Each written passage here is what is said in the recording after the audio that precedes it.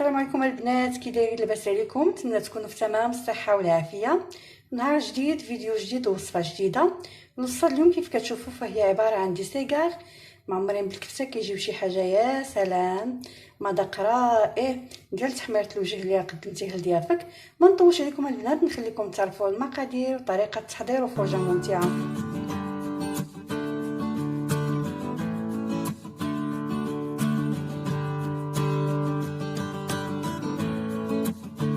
بالنسبه كيف قلت المقادير، كنحتاج عندي هنا نص كيلو ديال الكفته ديال البقري، عندي واحد 4 الحبات البصله مقطعين هكذا طريفات صغار يعني مشلضين، عندي الشعريه الصينيه رطبتها في الماء طايب يعني مغليان مزيان حتى ترطبات مزيان، درتها في الشبكه ودوزتها في تحت الماء بارد، من بعد قطعتها بمقص، زيتون مقطع مليحه، شويه ديال الملحه، شويه ديال الابزار، شويه ديال السكينجبير، شويه ديال الخرقوم بلدي، شويه ديال التحميره، الكمون، هنايا واحد شويه ديال واحد القامه ديال يعني اي نوع د المشويات انا صابتها في الدار كيتباعوا. عندي شويه ديال القرفه، عندي هنايا معلقه ديال البصله غبره، معلقه صغيره ديال الثومه غبره، سودانيه حسب الذوق، واحد نص معلقه صغيره ديال النعناع يابس يعني كان هو هذاك، ما كانش ما ديروش ماشي مشكل، معلقه كبيره ديال القزبر ومعدنوس، وزيت الزيتون باش غادي نشحروا هاد المقادير كامله.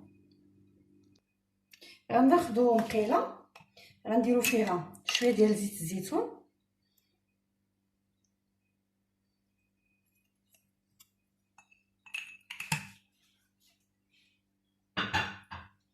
غنديروا هاد البصله،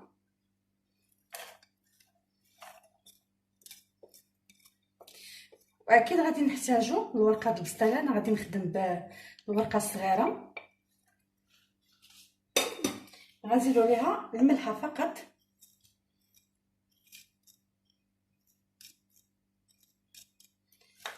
غادي نشعل عليها عافيه مهيله حتى تدبل ليا مزيان، تنزل يعني تنزل مزيان، وديك الساعه نتلاقاو نكملوا التحضيرات ديالنا مع بعض. البصله ديالنا هي كيف كتشوفوا نزلات واللون ديالها ولا كيولي شويه ذهبي. دابا غادي نزيد عليها الكفته،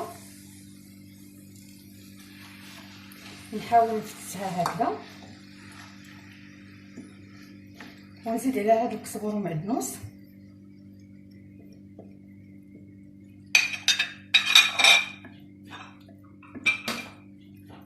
صافي غنحاول نحلها هكذا وغنرجعها عاوتاني فوق عافيه مهيله اولا متوسطه يعني ماشي مهيله كاع بخطره، وغنستمر هكذا حتى تحل ليا الكفته كامله، وديك الساعه عاد غادي نجي نرجع معكم باش نضيفوا باقي المكونات ونشوفوا شنو غادي نديروا.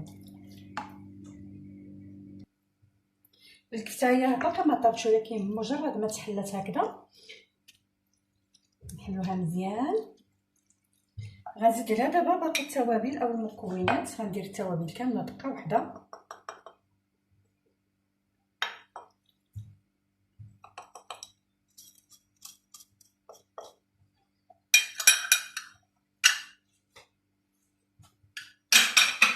صافي غنخلط. دابا غنرجعها حتى طيب مزيان، عاد غادي نزيد هذيك الشعريه الصينيه او الفيرميسيل، وغنزيد الزيتون.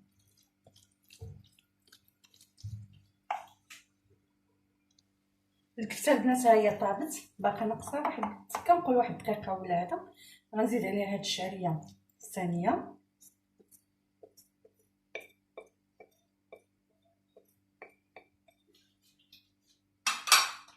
وغنزيد عليها الزيتون مقطع،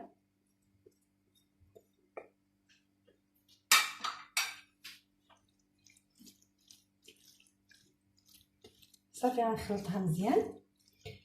عاوتاني غادي نرجعها فوق البوطه، وغنبقى ما نوقفش من التحرك تماما باش ما تلصقلياش هاد الشعريه، لان كنعرفوا فيها النشا دغيا كتلصق. ما نوقفوش على التحرك حتى تشرب هذاك الماء كامل اللي كتطلق الكفته، ولي تبقى لنا غير ديك الحشوه مع ديك الزويته الا كانت زايده شي حاجه. صافي ديك الساعه غادي نطفي عليها ونخليها حتى تبرد، ونطلقوا ديك الساعه نشوفوا الطريقه اللي غنشكلوهم بها.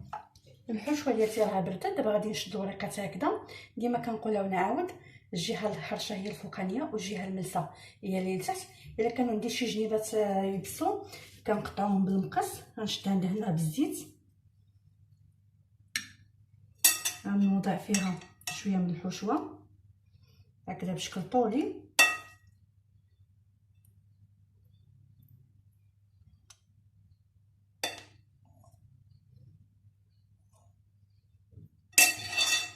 غادي نجمع هذه لهنا بهذا الشكل، كنتمنى تكون باينه. غنجمع الجنيب هذا غنجيبو لهنايا والجنيب الاخر لهنا صافي. وغنبدا نلوي، ما نزيرش وما نخليهاش مرخوفه حتى كنوصل للاخر. انا ديما كنلصق بالطحين مخلط بشويه د الماء، طحين فورس. بغيتو تلصقوا بالبيض البيض ماشي مشكل صافي. بهذا الشكل هذا كنحصلوا على السيجار ديالنا.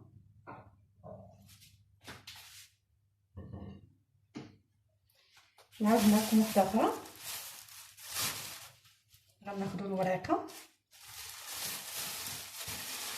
ديما دايرها في بلاستيك باش ما تنشفش. كنحطوها بهذا الشكل كيف كنقول ديما، الجهه الحرشه هي اللي الفوق والجهه الملسه هي اللي كنديروا لها سطح العمل. غندهنوها بالزيت مزيان. الا كنتو غادي طيبوها في الفران كنتو غادي تقليوها، واخا ما دهنوهاش. كيف كنقول ديما انا كندهن، حيت كل مره شنو كندير غناخذ كميه الحشوه غنحطها هكذا بشكل طولي.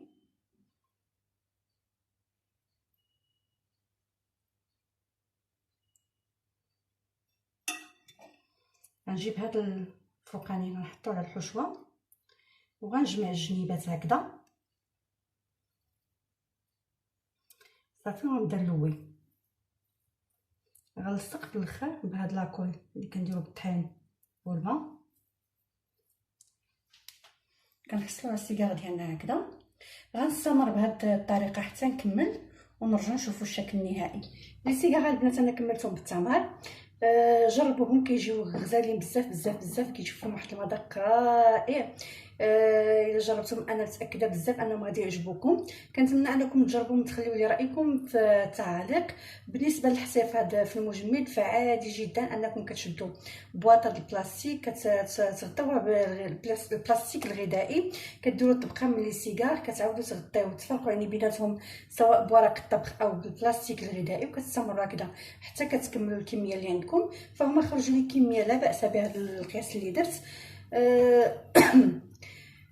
صافي. وكتغلفوا البواطه مزيان كيف قلت بالبلاستيك، كتسدوها كتحطوها في المجمد. ملي كتبغيو طيبوهم فقبل بواحد 10 او 15 دقيقه كتجبدوهم. الا كنتو غتقليوهم في الزيت فراكم غتسخنوا الزيت وتقليو عليه. كنتو غتدخلوهم للفران فكدهنوهم مزيان بالزيت وكتحطوهم في اللاطه ديالكم كتدخلوا طيبوهم على درجه حراره متوسطه. جات الوقيته باش نقول لكم ما سخيتش بكم، خليتكم في امان الله، مع السلامه.